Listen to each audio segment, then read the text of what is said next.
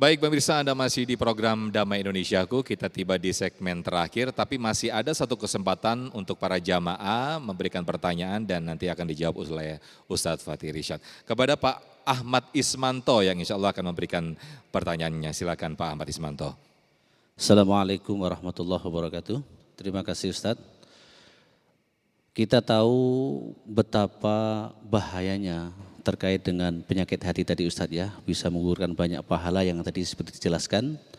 Untuk itu mungkin perlu diberikan tips-tips Ustadz ya. Kalau tadi kan mengobati, ini tips menjaga hati supaya tidak sakit hati atau tidak terkena penyakit hati. Ini bagaimana Ustadz? Terima kasih. Assalamualaikum warahmatullahi wabarakatuh. Waalaikumsalam warahmatullahi wabarakatuh. Ustadz Fatih Irsyad terlebih dahulu, silakan dijawab Ustadz. Bismillahirrahmanirrahim. Ayahanda yang dimuliakan Allah.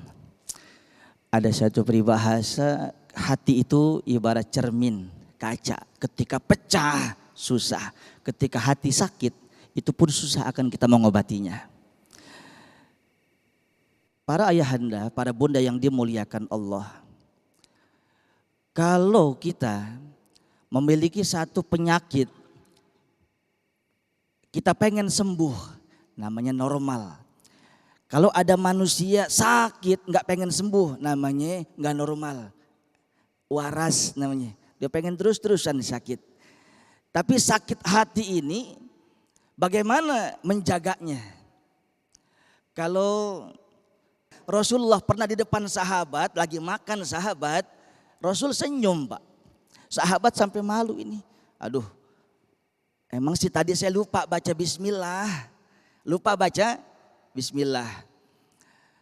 Tapi kan barusan saya baca bismillahi awwalahu wa akhirahu. Kalau kelupaan Bu, Pak, kalau kelupaan kita baca bismillah dimakan, tengah-tengah makan, baca bismillahi awwalahu wa akhirah. Tapi kenapa Nabi masih senyum aja, malu hati kita. Nanya Pak, izin baginda, maafin. Ada yang salah enggak sama saya? Enggak ada yang salah. Nabi mau nih, udah buat kamu aja. Tapi saya malu hati Rasul. Rasul kayaknya ketawain saya. Enggak. Saya ketawa itu lantaran saya melihat tadi awalnya setan ikut makan ketika kamu makan. Karena kamu lupa baca bismillah. Tapi kamu ingat, begitu pertengahan makan kamu baca bismillah, itu setan muntah lagi Bu. Jadi Nabi ketawa biar rasa kalau gitu mah. Nih saudara, siapa orang membaca bismillahirrahmanirrahim, di situ ada setan, maka seperti timah kebakar api meleleh saudara. Itu bismillah. Bagaimana Al-Quran, bagaimana zikir-zikir kalimat thayyibah. Maka salah satu menjaganya adalah ismatuddin. Jaga kita punya agama, diantaranya istiqomah di dalam zikir kepada Allah. Gitu ayahanda. Ya, terima kasih. Ya. Baik Ustadz Fatih Irsyad, terima kasih untuk jawaban yang diberikan atau disampaikan tadi.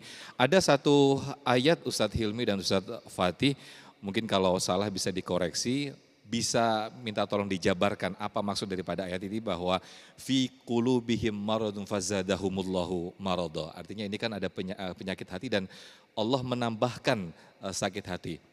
Maksud daripada ayat ini seperti apa Ustadz Hilmi? Statement itu untuk orang-orang kafir yang menzalimi Rasulullah SAW. Di dalam hati mereka ada penyakit, ya, bukan tersembuhkan penyakitnya, malah Allah tambahkan penyakitnya. Karena mereka sendiri sudah menutup cahaya, mereka sendiri sudah menutup dirinya dari kebenaran yang Allah dan Rasulnya sampaikan. Ya, ketika mereka memiliki penyakit, maka penyakit mereka bukan tersembuhkan, tapi malah terus makin sakit dan makin sakit. Itulah yang terjadi kepada musuh-musuh Rasulullah SAW di awal periode dakwah. Ada marad, ada hati, ada penyakit yang memang tidak tersembuhkan. Nah, qalbun mayyit tadi saya sebutkan di awal, hati yang sudah mati. Kalau qalbun marid saja seperti kita, ya istilahnya STMJ ya, sholat terus maksiat jalan, ibadah iya maksiat juga, ya itu masih bisa disembuhkan. Kita ini manusia, memang rata-rata qalbunnya marid sakit. Kadang dekat dengan Allah, kadang jauh dengan Allah. Tapi mereka tadi saya sebutkan yang ada hati, yang ada penyakit dalam hatinya, ya sudah mati, ya, sudah mati sehingga bukannya mereka malah membantu Rasulullah, malah terus menghancurkan dakwah. Allah tambahkan terus. Nah, naudzubillah summa naudzubillah, hari ini jangan sampai kita kayak mereka. Ya. Orang-orang yang hatinya sakit itu tadi tidak bisa mendeteksi sakit dalam dirinya, tidak bisa mendeteksi bahwa hatinya itu bermasalah. Dia yang habis berbuat maksiat biasa aja. Kalau kita masih agak normal nih, berbuat maksiat, astagfirullah, tadi sudah berbuat dosa. Kalau orang-orang yang sudah mayit hatinya, sudah mati hatinya, ketika dia berbuat dosa itu biasa saja. Bahkan kalau dia nggak berbuat dosa, dia merasa ada yang hilang. Kebalikan dengan kolbun salim. Orang yang kolbunnya salim, ketika dia mengabaikan sebuah kebaikan, dia merasa rugi. Walaupun ibadah sunnah, Mas Sofian. Tapi ketika orang yang hatinya mati, ada penyakit yang sudah berkarat dalam hatinya, ketika dia tidak maksiat satu hari saja, dia akan merasa kekurangan. Dia nggak mabok sehari, dia kekurangan.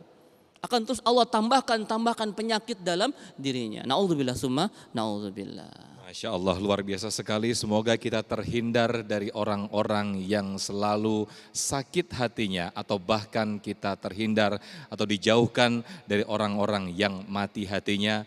Dan insya Allah mudah-mudahan kita berharap kepada Allah Subhanahu Wa Taala, kita selalu dijaga hati-hati kita dari penyakit hati yang menggerogoti diri kita, sehingga ada syakwa sangka, ada suuzon dalam diri kita. Itu yang akan yang kita hindari, dan kita terus berdoa kepada Allah, na'udzubillah summa na'udzubillah. Dan akhir kata pemirsa, nanti akan diteruskan doa oleh Ustadz Hilmi Firdausi. Saya Muhammad Sofyan mewakili guru yang bertugas, pamit undur diri. Terima kasih. Wassalamualaikum warahmatullahi wabarakatuh. اللهم صل على سيدنا محمد في الأولين والآخرين عن كل صحابة رسول الله أجمعين والحمد لله رب العالمين. بسم الله الرحمن الرحيم. الحمد لله رب العالمين حمدا يوافي نعمه ويكافي مزيده. يا ربنا لك الحمد وإلهنا كما ينبغي لجلال وجهك الكريم وعظيم سلطانك. ربنا اغفر لنا ولوالدينا وارحمهم كما ربونا صغارا ولجميع المؤمنين والمؤمنات والمسلمين والمسلمات الأحياء منهم والأموات إنك سميع قريب مجيب دعوات.